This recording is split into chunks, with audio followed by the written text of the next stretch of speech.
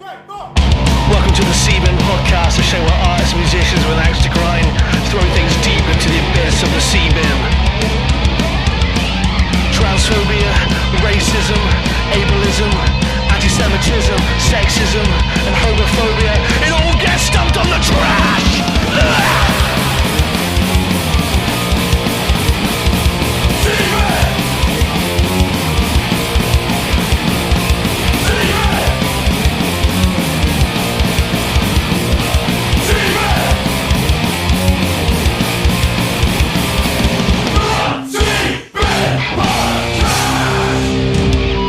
How's it going, everyone? Welcome to the motherfucking Seaman Podcast. It's me, everyone's favourite, big, voluptuous, delicious chungus.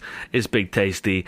Today is a somber day, ladies and gentlemen. It is Monday, the something of September, and the Queen has been laid to rest. So let's have a minute's silence for Her Majesty the Queen. Anyway, so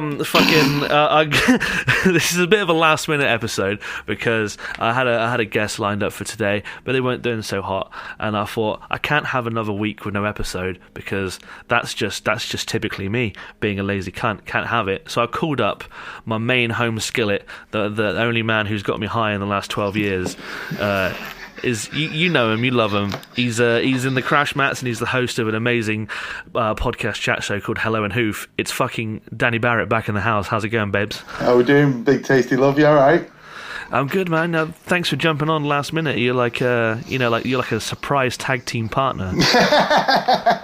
Anytime, man. Anytime. I'm always ready to tag in for you, mate. I'm always ready.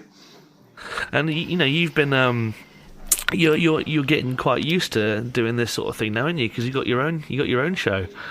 Well, mate. I'm the media consultant for Horn and Hoof Records, and I've taken over their YouTube page, and I've started my own video chat show, if you will, called Hello and Hoof. So it's all been going very well so far. Yeah, so it's fucking great. I recommend everyone go check it out. We'll talk more about it in a bit, but. Yeah, You've kind of become like the Eric Andre of the punk rock scene.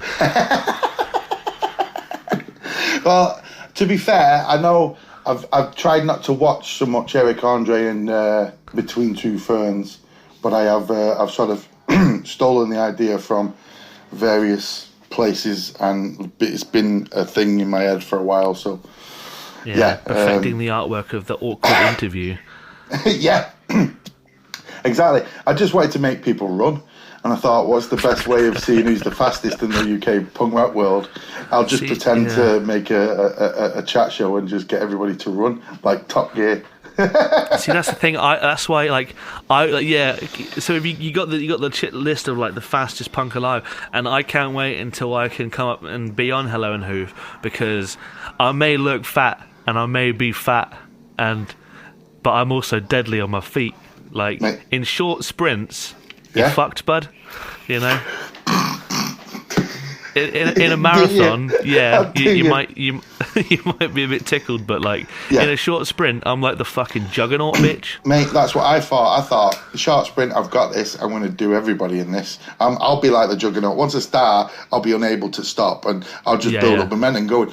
And I was one of the slowest people on. I'm one of the slowest people so far. I'm disappointed with myself big time. But yeah, no, mate, we'd love to have you on anytime. Anytime you're up in the Northwest, you can come sit in my shed. No problem. I feel like that's you subconsciously sabotaging your own performance, because you can't be on the top of your own chart. Come on, mate. I started my own chat show. I'm a narcissist. I want to be on the top of everything. I am Lex Luger. So I was like, it would be like if Matey, who invented the Guinness Book of World Records, before he started searching people out, was like, right, well, I need a record for how many slices of toast eaten in a minute. I'll have that. I need a record for like world's longest shite. I'll have that. Just fill the book up with your own records, and then go out and find people to break them. He just defaulted all the records to himself, and then everybody else had to beat him. So any record that's not been beaten, that guy has got it. Yeah. But yeah, I'm like, I highly rate my chances of being quite high up on that list, because I'm like a what's a fast giant thing? Ooh, I'm like a hippopotamus. Yeah, but under the water, gliding. Yeah. And on land, they're very fast on land. One of the biggest killers in Africa, apparently. Yeah, I'm one of the biggest killers in Falmouth, Cornwall. Exactly. So you just got to transfer those skills to Africa and then come up here.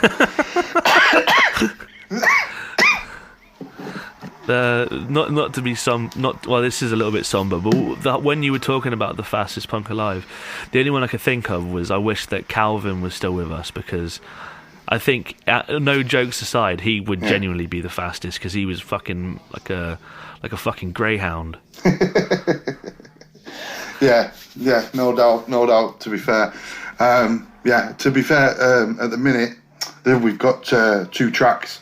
So we've got the Oldham Street course, and we've got the Banktop Tavern track, and the Jordan from Incisions is in the lead on the Oldham Street course, and I can only think it's that heroin chic he's got that is making him number one. He's wily.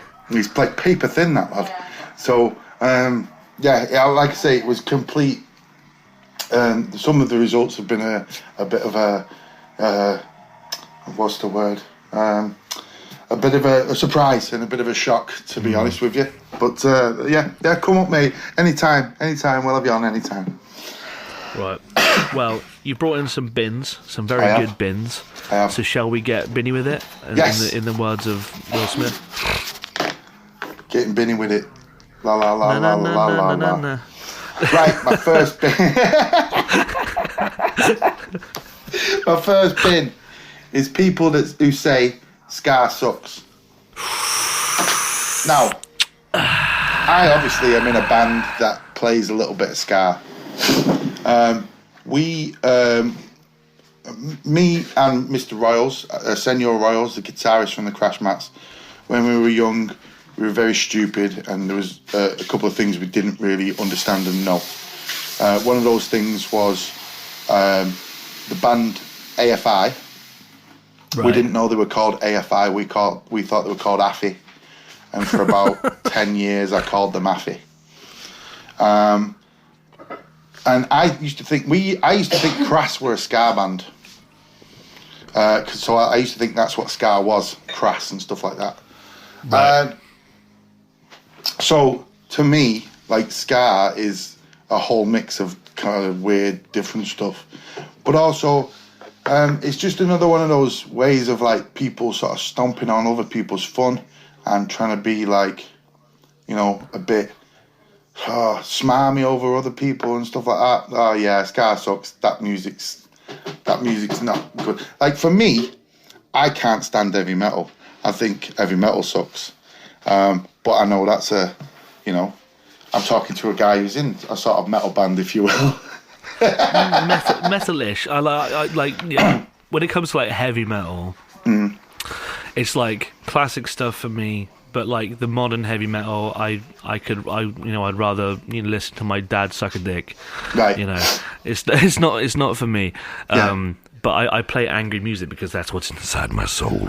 Well, and like I'm not a super angry dude most of the time. I just like, ska. And it's kind of happy sort of stuff, like, so, yeah.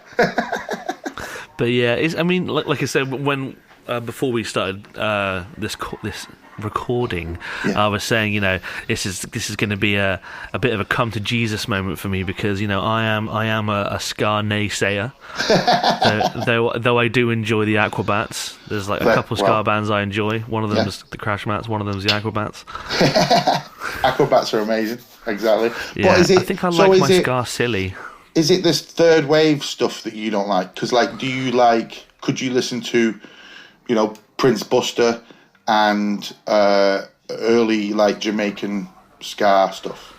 Yeah, that's fine. I think it's the like the Tony Hawk's Pro Skater wave of like less than Jake American ska that it just doesn't really touch me, Right. No, well, that's cool. Like, because you've got obviously the first wave Jamaican stuff, then the two-tone madness and the specials kind of stuff from UK, and then it goes to America, and that's when you got like I don't like Real Big Fish. I'll be honest with you. Yeah. I'm not a massive fan of Real Big Fish, but at the same time, I'm not a massive fan of propaganda either.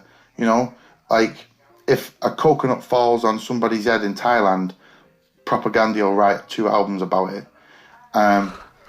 They just, you know, like, and I prefer the toy dolls. Like, you know, I just like stupid punk songs and like silly punk stuff. I guess that's the beautiful thing. Everyone likes something. Exactly, yeah. But we can, you know, all sort of live under the big umbrella of punk rock. But when people are underneath that umbrella and people are going, yeah, but that sucks, doesn't it? It's a bit, it just, you know, it's a bit annoying. It just gets on, just stop being so, I don't know what the word is. What's the word for that?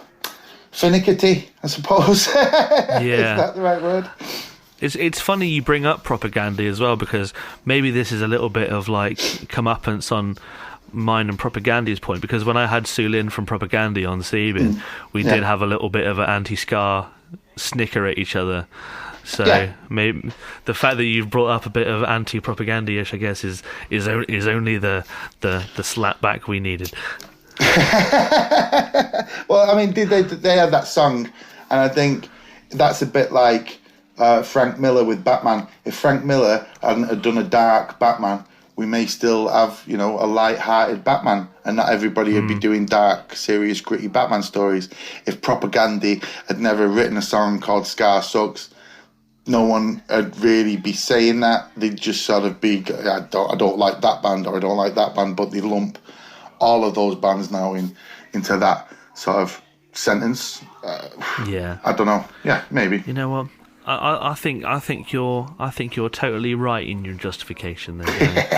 And I really feel like I'm looking at myself introspectively now, and I'm thinking, you know, thinking about my bad behaviours and my bad languages and how I need to change my, you know, my viewpoint of other people's opinions. And I think I need to to stop being so ignorant and stop painting all ska with the same brush. Exactly. Though I will say, I still fucking hate bands that consider themselves to be crack rock steady. Oh, that stuff's, I don't agree. Leftover crack and that kind of star fucking hipsters. Yeah. Nah, you're all right. I'll leave that stuff outside.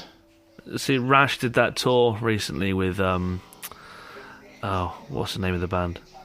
That American band. See, I've already forgotten the name of the fucking band. I just did a tour with them and I've forgotten the name. We toured with a crack rock steady band from America, right. And I think Dave purposefully did not inform me that this band were a ska band until I saw them play at MPF.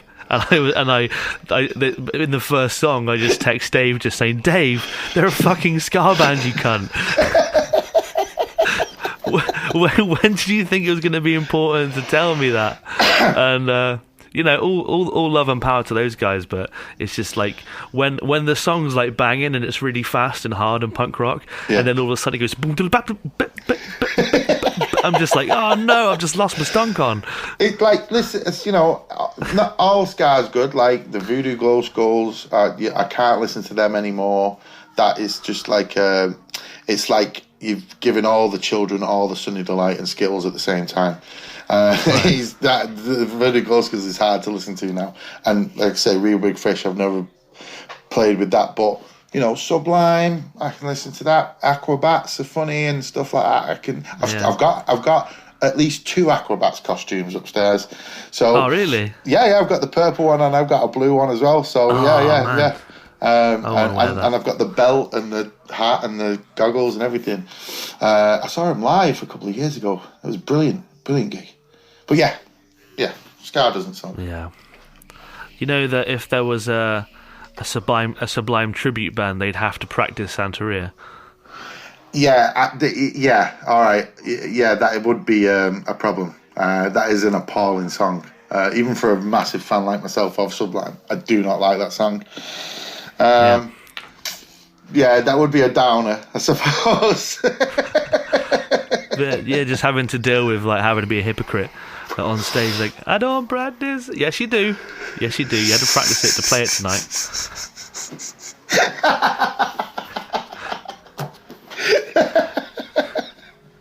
That's a very good point. Yeah, it says it in the song as well, doesn't it? Oh, yeah, dear.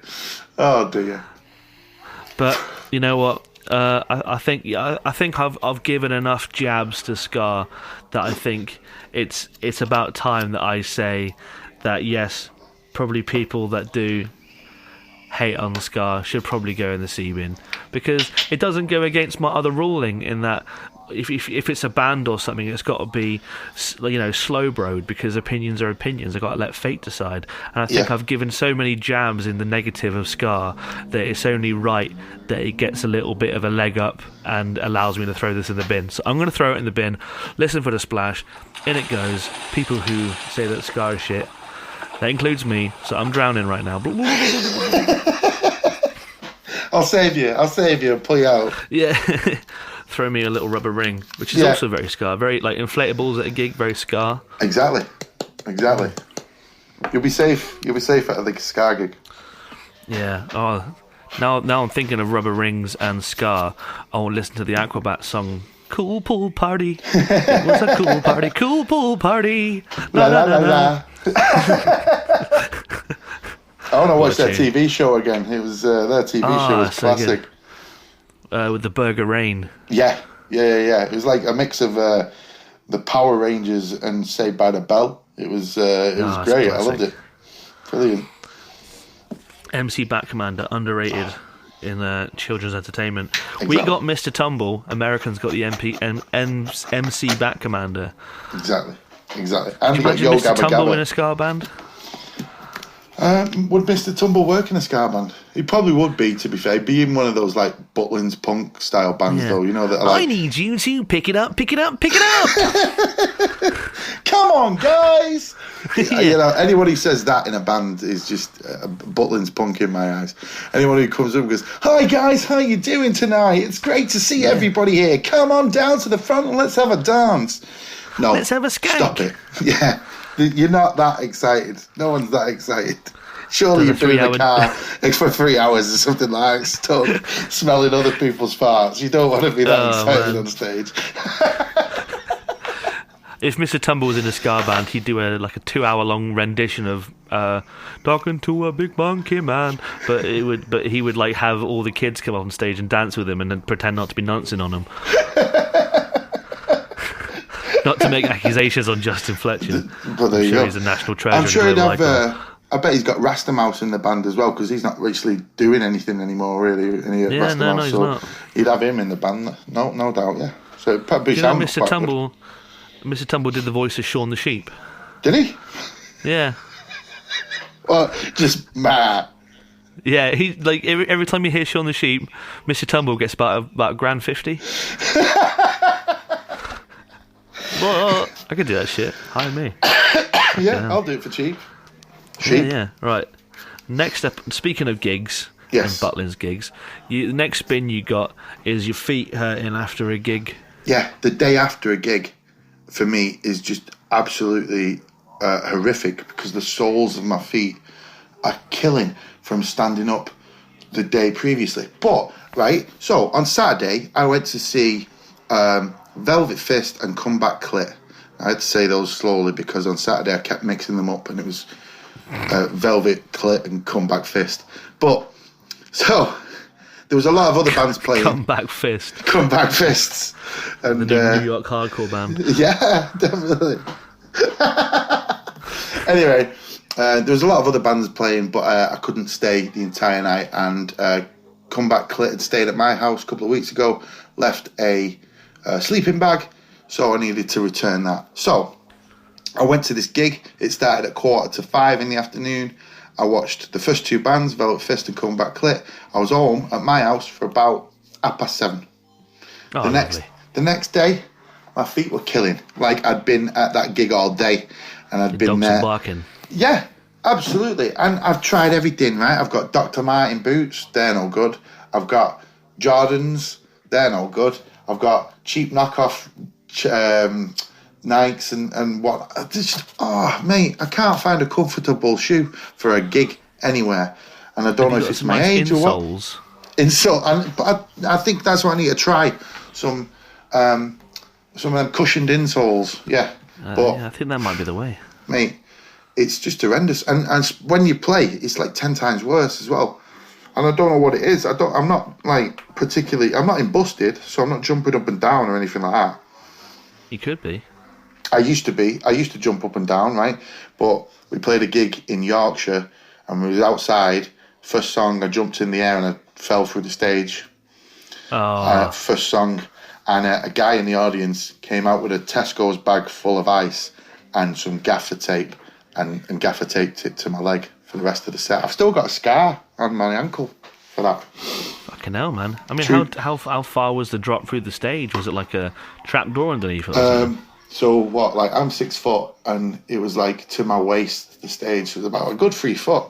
Like, oh, jeez. Yeah, I crashed down through that thing. I thought my leg was broken for a minute, but I was.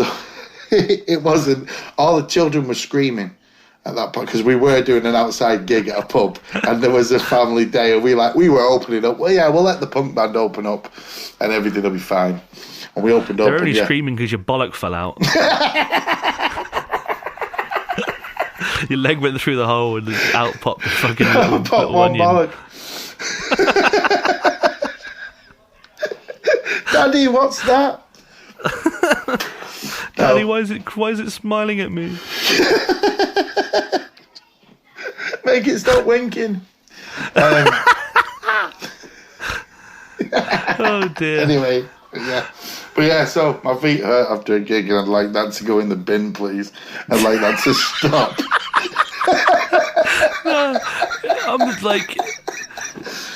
I'm the same, man. Because I stand weird. Apparently, there's like a correct way to stand, and I've just been doing it wrong. Yeah, I must have been missing school that day when everybody got taught that one.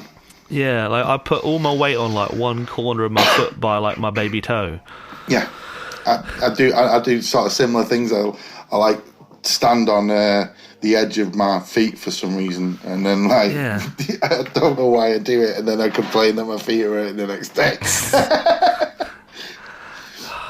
I think we need to like maybe try and normalise just bringing your own chair, like bring your own camping chair to a gig. Oh mate, if we could start that as a thing, that would be brilliant. Then pop out things, or this, even just them little where it's just a pole and you just sit on the top. Yeah. You know, I'm down with that. If we can normalise those for gigs, fucking A. Mate, the best gigs are the ones where there's just, you just find a seat, you just plonk yourself down, and then, you know, fuck it. Here's an idea, right? Mobility scooters. Whew. Mobility scooters given out at the front door of a gig. There you go. And you can just, the circle pits would be brilliant. It'd be like F1. Like the circle pit look like Robot Wars. Yeah. It's a great idea. Come on, folks. Yeah, it'd be really hard though for the bands not to start like commentating on the action though. You'd be in the middle of a song and all of a sudden be like, Barret's gone the inside lane. He's taken over. What, though? It's a perfect soundtrack, a punk gig for a race. You know? Yeah. Definitely. All the bands just start going. You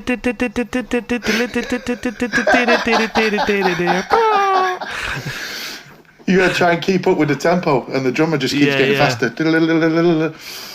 And grindcore was invented that day, ladies and gentlemen.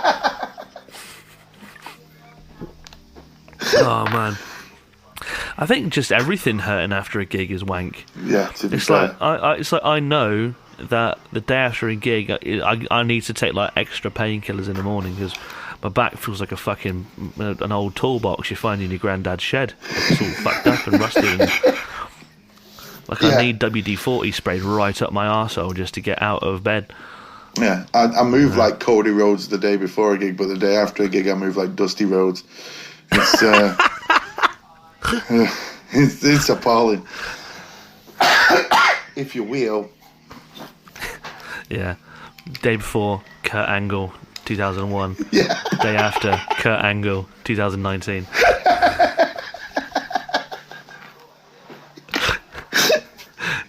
Just your neck's just like super glued into one position, like your Batman. You got more fucking pins in you than a fucking a carpenter's rug. Yeah, exactly. Mate, I mean, this is all part of being old, innit? But I feel like punk rock has prematurely aged us all. I think so. Yeah, we've all looked like we've had a really tough paper round. Yeah. There isn't one of us who doesn't look like we haven't. Yeah, literally, you talk to anyone in the band, you'd be like, "How old are you?" They'd be like, "Oh, 22," and they look like they're like about to fucking have a stroke. Yeah, I'm only 25. Look at me. Yeah. I'm only 32. No, but it is stuff. It is. Age is catching up to me now. I'm 40 now, so yeah, it's beginning to hurt getting up out and out of bed, especially the day after a gig. It really hurts, but you got to keep doing it. I keep doing it. I feel like like back in the day, like back in the 1930s and 40s and stuff. Like when you got old, you could still, fucking climb a skyscraper to ham in some fucking bolts or something, like. Yeah. All old people were like Jack LaLanne, like carrying 50 tugboats behind them and going for a swim. Yeah, but they had cocaine in pretty much every drink back then as well. True. So that's true. Yeah. People were buzzing up the walls just drinking water. I think back then. Yeah, there was no such thing as a human pyramid back then. Yeah, or being at the bottom of a human pyramid. I can only be at the bottom of a human pyramid. Oh, come on. As much as I'd like to be on top, mate, I think I would permanently disable. I would love to see the 8 people's people. faces at the bottom of a pyramid if you came stomping over going, I'll get on top. I'd love to see the sort of community spirit going on then at that point. Just running up to them to jump on the back, you just see like all the faces like No, I love you, brother, but no. Yeah. Like it's like the Big Show going for a top A suicida. Yeah. No one needs it. Oh no, what's that? No one needs an earthquake moonsault. Yeah, Vader can do it. I cannot do it. Yeah, I think your feet hurting the day after a gig has got to go in the bin because there's no positive to it. No. I mean, you could be like, well, maybe I get to sit down a little longer the next day, but then you still got to have sore feet, and no one likes that. If you ain't got a partner to give you a nice foot massage, then you're just sort of left there, ain't So I think, listen with a splash, in it goes. Sore gig feet, fuck 'em. Bang. Oh yeah. Oh yeah, the cool yeah, dig it. So you got two for two so far. You got the old the Twix. Feeling good? I'm feeling good. I like it. I'm feeling good. Are you feeling good like Nina Simone, or are you feeling good like Muse? I'm loving life like Michelle McCool. Fair play. Yeah. Fair play. Right. I want to quickly thank my Patreon supporters for this month. So thank you to Aidan, thank you to Sean, Adam James, Kate, Christiane, Froggy, Smallbags, Tim, Alex, Sniff, Jochen, CB, Fee and Peg, Rory, EG, Jimmy, Mike, David, Will, Sarah, Matt, Ollie, Alex, Chris, Dale, Caroline, Dave, Will and Cody. Thank you for supporting the show this month. I really appreciate everyone that supports on the Patreon. I know this year has been like... I've been more inconsistent than normal due to just like life changes and stuff, but everyone's always really understanding, and honestly, like, the support I get on Patreon really, really fucking helps me month to month, so I really appreciate it. And if you listen to the show and you want to help us out, go to Patreon. I don't talk about it very often because I get a bit cringy about it, because I never want to be asking for anything, but it really, really does help, so thank you for that. And speaking of help, thank you to Cold Press CBD, who always help the show. If you want to get some vegan CBD gummy bears, if you're me and you can't handle the spicy stuff like old Danny Barret over there chonging down some premium Jamaican lamb's wool, then I recommend going to cold-press.io, enter the code Simon10 in all caps to get 10% off your first month of vegan CBD gummy bears. And they always send really cool stuff with it too. I got a t-shirt, I got like a little bag that you put your rolling shit in, all kinds of nice stuff, so check that out. So, Danny. Yo. Hello and hoof. Hello and hoof, my brother. Talk to me about it. Well,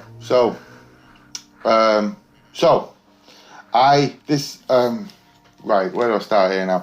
So there's the record company, Horn and Hoof Records. They put out the Crash Match CDs and music. Scott Bradley, who runs Horn and Hoof, is a lovely man. and he a while ago, I think just before lockdown, started doing video podcasts, video interviews with bands, and he came down to our practice room and did one with the Crash Mats, and we had a good laugh with him and everything, but we derailed it instantly because Scott is very, what's the word, dry with his interviews. He's very, how long have you been a band? What have you got gigs coming up? What have you got coming up? He's professional. He's very professional. Sorry, that's the word, not dry. Professional with it. And I thought that was very boring. So, so I said to Scott, me and Scott put on a gig every year in Manchester, the Evil Hoof Picnic. It's an all-day in Manchester, and I was talking to him at the Evil Hoof Picnic, and I said to him basically, look, I think what you do is great, but it could do with being a bit spiced up a little bit, so why don't you let me do it and let me just be stupid? So he said okay, and he agreed, and we rented out a little studio and we got some people round, and we did the first, I think 5 episodes are in the studio, and now the rest are being filmed in my shed, and basically it's just that shed. In my shed. You've been in that shed, yeah. Sorry, I got you absolutely stoned by mistake in that shed. Loved it. But so people come around there now, and I, interview them / take the piss out of them a little bit, and they take the piss out of me, and we have a laugh, and it's just all very silly. And I get punks to run and just time them between 2 lampposts and have it as the world's fastest punk alive. And we're doing a special this week. I don't know if you've seen it, but a couple of weeks ago, Pete Bentham from Pete Bentham and the Dinner Ladies took a tumble in the car park outside the bank top. He fell over.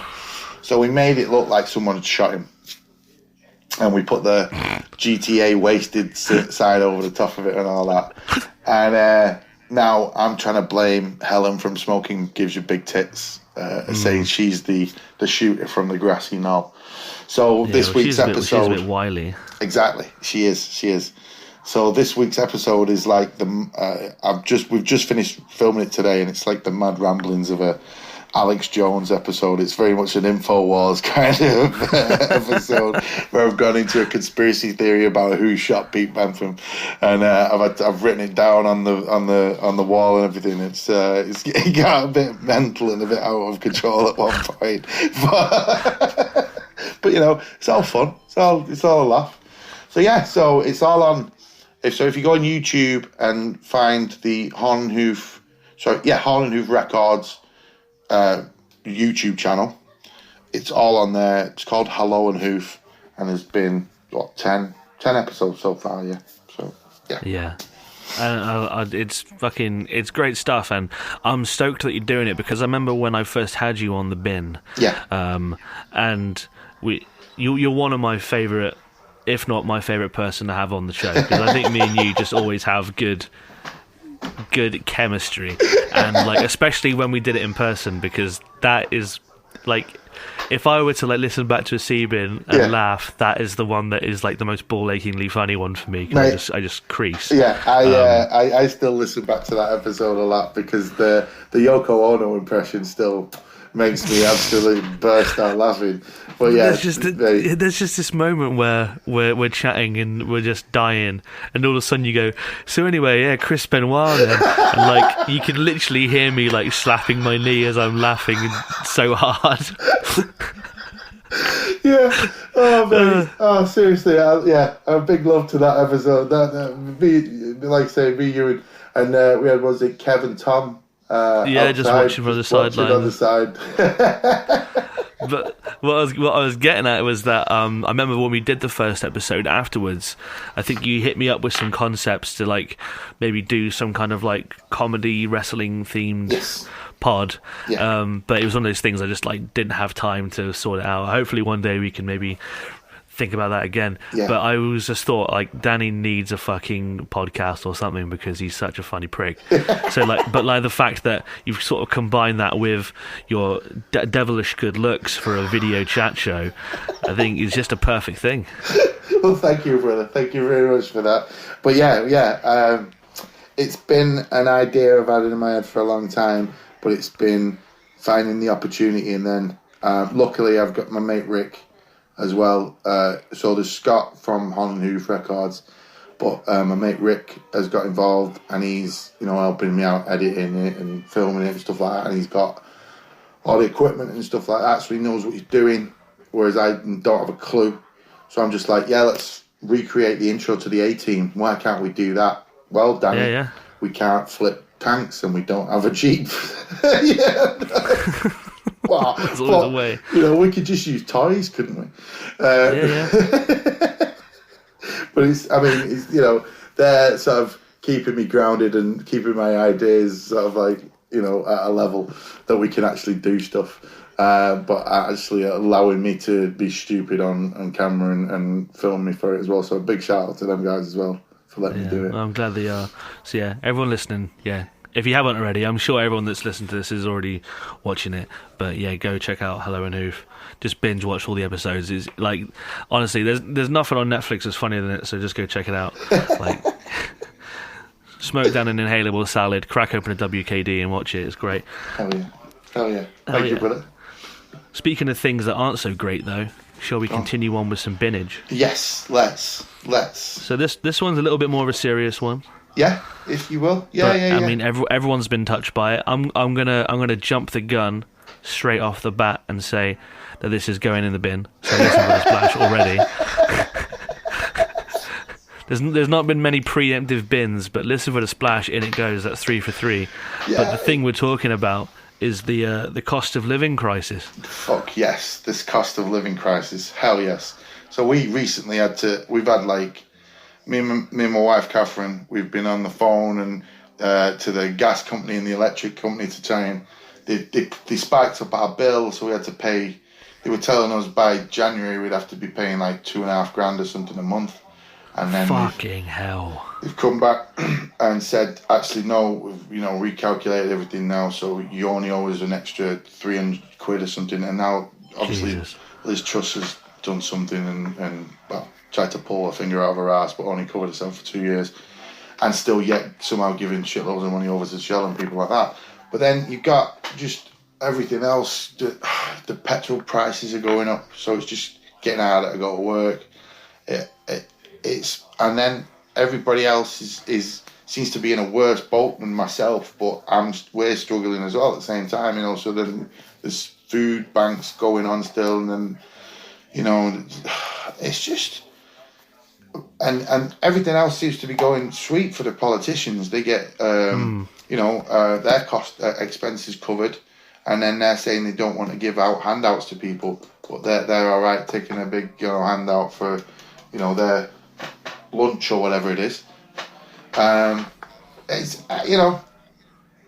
It's ridiculous, and something needs to happen, but I can't see Liz Truss and her mates doing anything. I couldn't see Boris doing anything, to be fair, either. So we are where we are at the minute, and it's going to suck for a couple of months, I think, and it's really going to suck when we get into proper deep winter, and I think some people are really going to struggle, but hopefully there'll be help for people who need it, But it's going to be fine, because all you got to do, mate, is buy a new kettle. Exactly. Well, that's it. Yeah, all you got to do, hug your dog as well. Hug your dog, yeah. Buy a new kettle and hug your dog. Those are the two. That was Hug Your Dog came out from Nadine Dorris, didn't it? Yeah. Keep warm by hugging your dog this winter. If you've not got a dog, you're fucked. If you haven't got a dog, just find a homeless person. Yeah. Get two birds stoned at once. Preferably with a beard. Yeah. You bring them in, they got a home, snuggle up to them, you got some warmth. There you go. Yeah, share the warmth. But yeah, we should have like a communal penguin circle where we all just huddling together for protection. See, if the UK did that, and we covered England, Scotland, and Wales with people just, put a penguin formation in it. Yeah, like clustering up. Yeah, I think we'd be all right, but it's just yeah.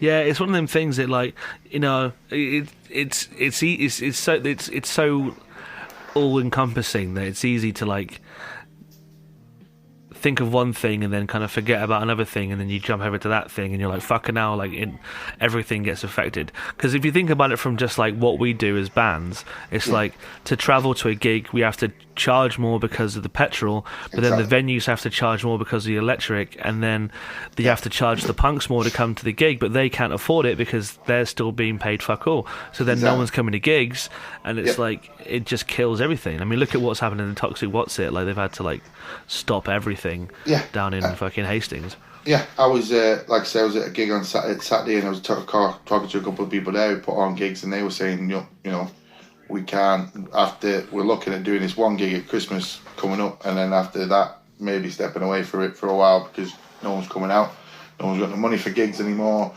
bands is getting more expensive and I understand, I totally get it, and I feel it's going to be a bit shit once we're out of this, that I don't think there's going to be many people putting on gigs. So what are bands going to do when the cost of living crisis is over, or we've got to things have eased up a little bit for people. I don't like that term, the cost of living crisis. I think that's a bit of a bullshit media term thing, but it's obviously a nice catch-all to make people understand what the fuck I'm talking about, if you know what I mean. Yeah, I mean, that's the sort of media term that the government are using, the hashtagable phrase to make people think that it's not them causing it, but it's something that they are out of their control. Because you can't, the government can never be able to, like, put their thumb on a crisis, No, it's never their fault, and if they say that there is a crisis that is happening, it's it's always caused by the other people or by external factors. It was never caused by them themselves, stuff like that. Yeah. It's a fucker, and what I was saying, like, what I meant by what I was saying before, talking about how it affects bands, is that, like, obviously, that affects bands, but just on, like, a basic level, like, the amount of, like, my mum, who's disabled and is, in the years where she's taking her pension, is probably not going to be able to have any heating, and will probably be really suffering, and then will likely everyone's older relatives. It's just gonna be fucked, man. Yeah, it's all fucked. And there's gonna be people who've got kids who can't afford to eat, but can afford to let their kids eat, stuff like that. It's gonna be tough. It's gonna be tough for some people, and it feels snide. It feels snidey. Yeah, we made it through COVID, and that seemed to have no uncertain end. So I believe we can make it through this. Yeah, definitely. Yeah. Fingers crossed. In the end, we'll get there in the end. If not, then we could always listen to ska. Yeah, we'll just listen to ska and feel happy. Remember the days when we were happy. Yeah. Warm yourself with a cozy blanket of upstrokes. Pick those knees up. Pick them up. Yeah, skank yourself warm. Exactly. The new government protocol. That's the name of the next Crash Mats album, by the way.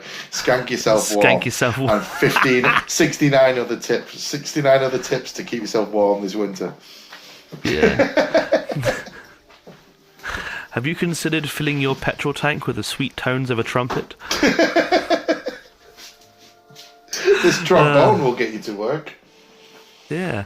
Just ride on those cartoon music notes that come out of its horn. Yeah, so that's in the bin.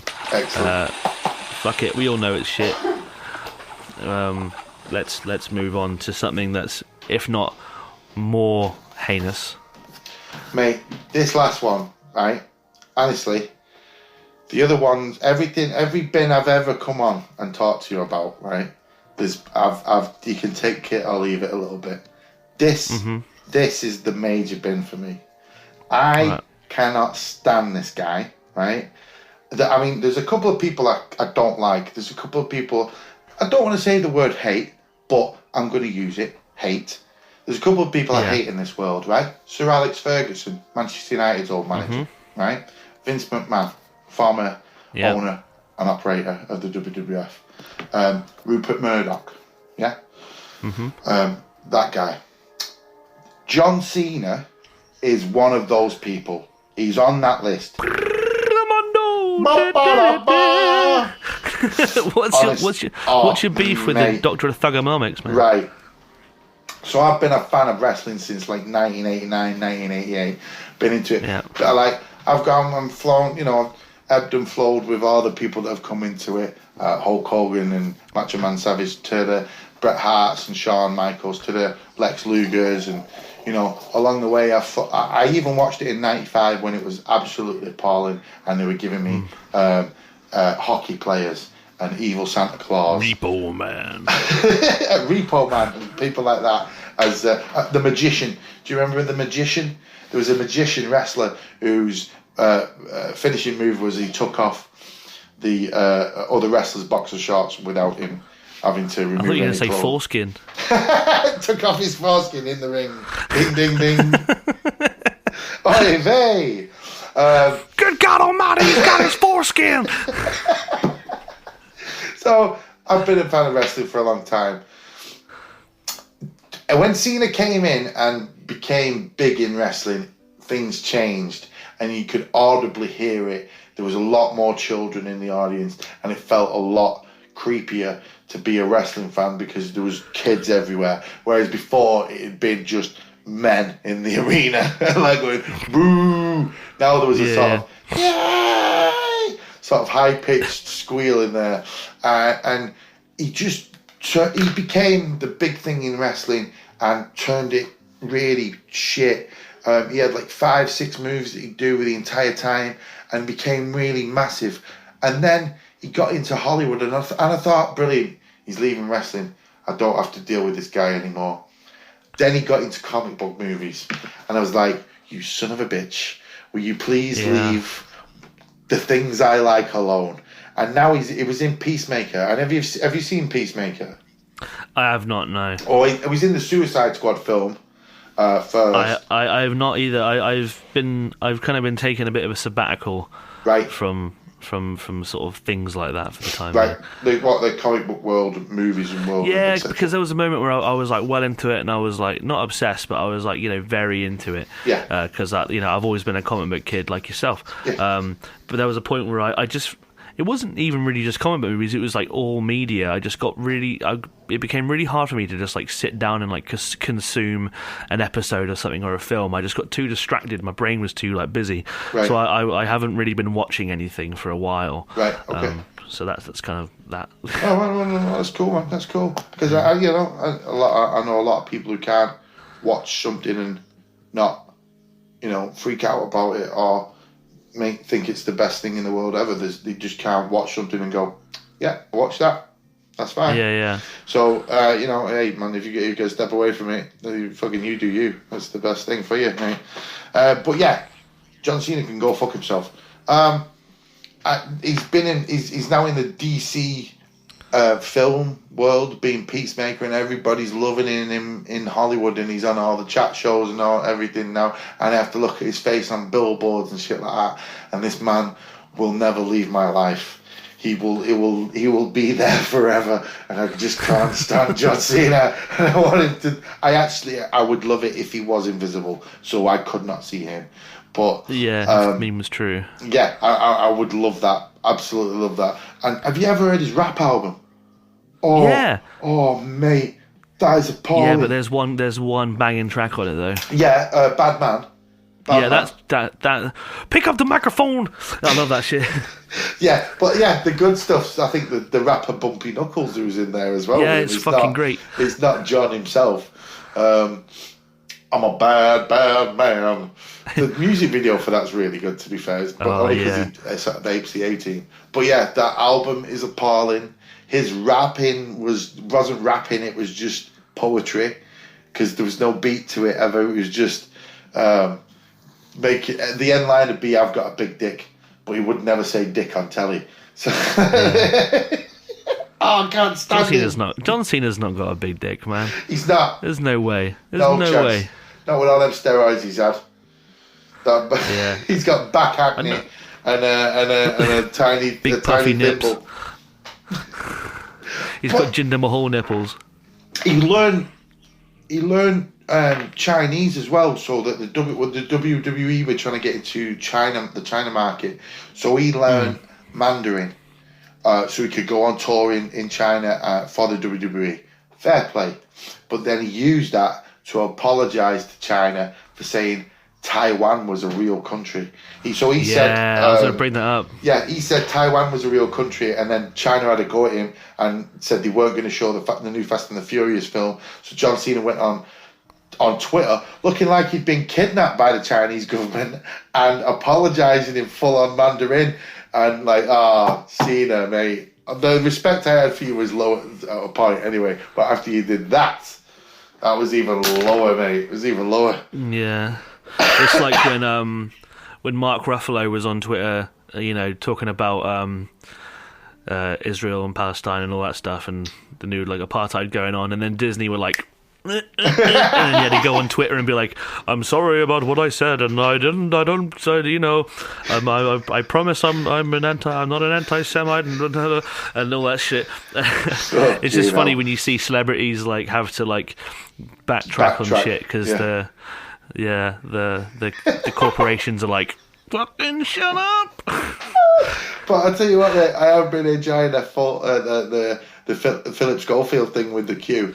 That has been piss funny the past few days that he jumped the queue and the backlash over Philip Schofield. People have dropped Holly Willoughby at this point, but the backlash towards him is still furying on. It's the most British thing ever that people are more mad at Philip Schofield for jumping the queue than they were for him leaving his wife for an 18-year-old boy that he'd known for 6 years. Exactly.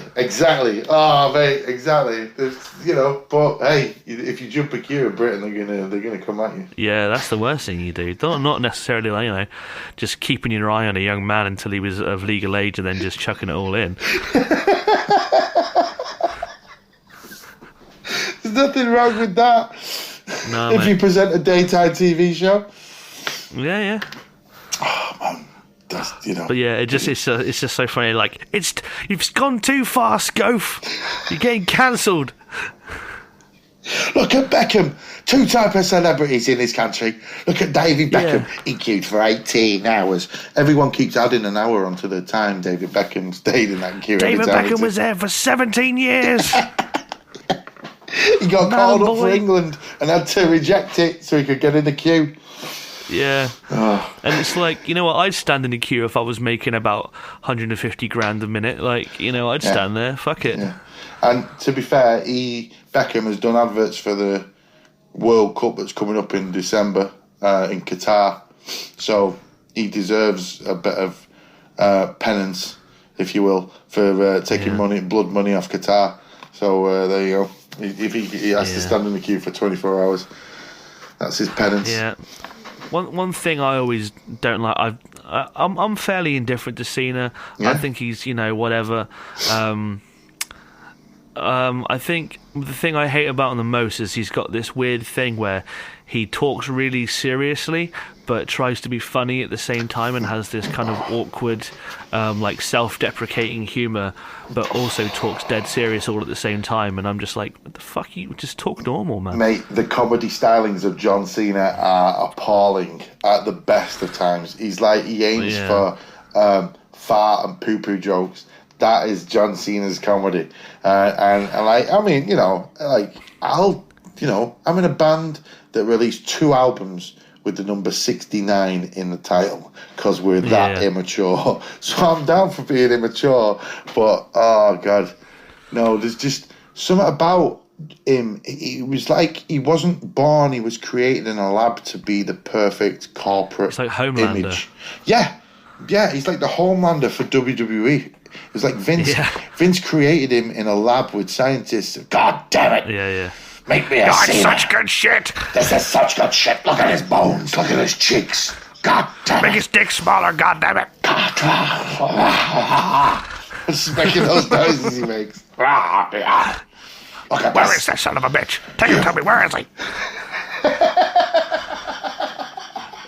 But like, all I'm thinking, like, I think I saw a video with him. You know, like there's those GQ like autocomplete interviews or something. Yeah. And he was doing one. It was like, where is John Cena or something? Like, well, John Cena is a man who's sitting on an office chair in an interview with GQ magazine right now on the internet that you're watching with your eyes. Like, not answering the question but trying to be all quirky. It's like, what does he do? I beat people up for a living, and sometimes I sit in front of a camera, and I'm John Cena, and it's just like, shut that. Just answer it, you prick. Answer the question, you quirky little bastard. Fuck off. And he seemed like a fucking like a serial murderer. Like when you saw clips of him on that Bella's show, where he's making everyone wear suits and dresses and coming up for dinner. He's got his chef and he can't do this. And he's a psychopath. He won't marry the girl until she's done certain tasks. She's not fucking Hercules, John. Jesus Christ. It's not the 12 tasks of John Cena. Fuck me, lad. She just wants to get married to you. Nikki Bella, I will only marry you when you kill the Hydra. Exactly. You must bring Medusa's head back to me. Yeah. The lady who left here to go to WCW. Yes, bring her head to me in a burlap sack. Oh my god. Yeah. That's proper like Patrick Bateman shit, innit? Like forcing your partner to like get dressed up for dinner every night and this and that and everything. I could seeing it quite easily saying, Have you ever heard Huey Lewis in the News? Let me play a little bit of it. I can definitely hear that. Have you ever heard the John Cena rap album? You Can't See Me? The bass production on the song "Bad Bad Man" is superb. Yeah, and as you can see, I had my one use of the F word in this one song. The lyric "You can't fuck with John Cena. He's a bad, bad man." It's very deep, and some people don't quite understand it. But what I mean is, look over here. You know, that swear word was just to get that little sticker, parental advisory sticker on the front. That makes him a real G. I'm a real G now, Mum. He's taken out Austin Theory for being the next up-and-coming Vince McMahon guy. Oh my God, that guy's face is... I can't look at him in the face. I can't look at Austin Theory in the face. You know, like a couple of years ago when they were saying, like, Christian was going to have a blue dot over his face because Vince thought he was so ugly. I think they need to put that over Austin Theory's face. Austin Theory, that selfie you took with Vince McMahon, have you seen that? Yeah. Oh my God, there's creepy lines. It's ghoulish. There's lines. It's ghoulish. Yeah, exactly. There's lines on his face that just shouldn't be there. My God, man. Yeah, what are you doing? Fucking hell. Terrifying. You know, I feel like part of me wants to use a slow bro on Cena, right? But I think I might just throw him in. Yeah, mate. It's the China thing, isn't it? Come on. He's like Jackie Chan. It is the China thing. He's like Jackie Chan. It's a bit hard to like him nowadays. Yeah, but fucking Cena, he was doing a kung fu film, and you know he went back to wrestling and he had that move, that like lightning punch move, because he was training to do a kung fu movie in China. But then I swear that was like 5 years ago, and I ain't seen shit about it, so I don't know what happened there. Exactly. I think he was secretly being racist. He just, you know, I've got a kung fu film coming out. Let me go, on TV. He comes out to fucking Kung Fu Naki's fucking theme song. Exactly. And then there was that other one that was when he got fired that time. Juan Cena. So he's got a track record of being slightly racist, John Cena. I think he definitely needs to go. Juan Cena does plenty. Yeah, I think he's going in. I think you're going to have a 4 for 4 here, Mr. Barrett. Listen for the splash. In goes the Doctor of Thugonomics himself. Yeah. John Cena. Can't see me, John.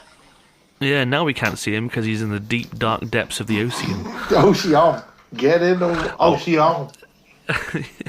I'm going to attitude adjustment him right in there. Good man. Yeah. So, well, thanks, like I said, for coming on short notice, Mr. Barret. Anytime. You've saved my skins on this one. Anytime, brother. Anytime. So yeah, everyone, go check out the Crash Mats. Go check out Hello and Hoof on YouTube. And anything else you got going on you want people to know about? Not right now, no. Not right now. Sick. But, if anything pops up, I'll let you know. Yeah. just send me a video. I'll just put it on the Sebin Facebook. Yeah. Message from Danny. He knows what he wants to say now. Yeah. If you think you're fast enough, let Danny know, and he'll put you on his rankings. If you're in a punk rock band and you think you're fast enough, give me a shout. I'll have you up told him.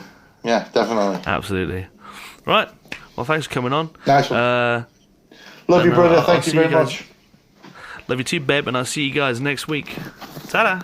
Bye. Hey guys, it's me, Big Tasty. I just wanted to say cheers for listening to this week's episode, and I hope you enjoyed listening to it as much as I enjoyed making it. Now, if you feel so inclined, you should come check out my Patreon page. You can sign up for as little as £1 a month, and you get weekly exclusive video tier lists and monthly mail-outs with things such as stickers and fabric patches, zines and art prints. Hey, and if you can't spare the money right now, I totally understand. No pressure. I'm going to keep making episodes regardless. But if you can support financially, it really helps the show. Just keep moving on. And then another way you can help is just to follow us on stuff like Twitter and Instagram at Sebin Podcast, and share it around to people that you think might like this filthy shit. Anyway, love you guys. Appreciate you. And I'll see you next week.